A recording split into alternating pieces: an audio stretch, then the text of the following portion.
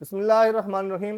मैं हूं आबिद महमूद मुगल और आप देख रहे हैं दोस्त न्यूज़। बहुत से लोग प्रॉप टेक और रीट को एक ही चीज़ समझ लेते हैं, लेकिन हकीकत में दोनों अलग अलग चीज़ें हैं। प्रॉप टेक का ताल्लुक जायदाद के कारोबार को जदीद ज़राए के ज़रिए बेहतर बनाने से है। इसमें नक्शे, मालूमात, मुआजना और हिसाब किताब, वीडियो मशावरत, दूर से रहनुमाई और खरीदार को बेहतर फैसला देने वाले तरीके शामिल होते हैं।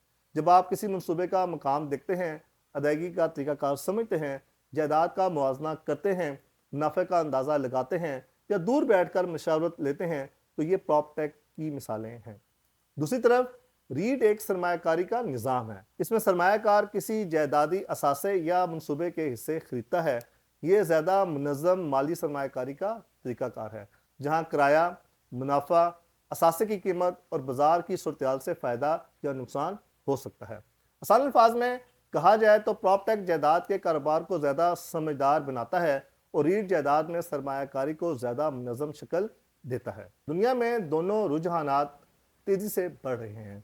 आलमी तहकीकी इदारों के मुताबिक प्रॉप टेक का शोबा 2026 के बाद से मुसलसल बढ़ने की तवक्को की जा रही है, जिससे ज़ाहिर होता है कि जायदाद का कारोबार तेज़ी से जदीद शक्ल इख्तियार कर रहा है।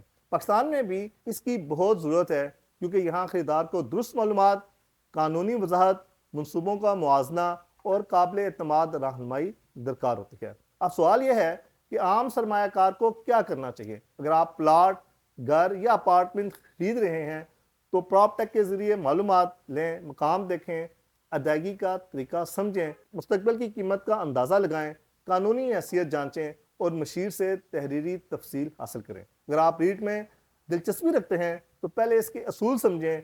ये देखें कि असासा कौन सा है, आमदन कहाँ से आएगी, इंतज़ामिया कौन है, रिस्क कितना है और मुनाफे की तवक्को किस बुनियाद पर है। दोनों में एक चीज़ मुश्तरक है और वो है नॉलेज, इल्म।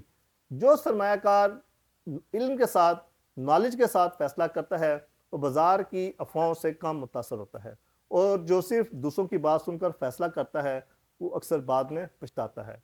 इसलिए जायदाद में कामयाबी का पहला असूल है, पहले समझें, फिर तस्दीक करें और फिर सरमायाकारी करें।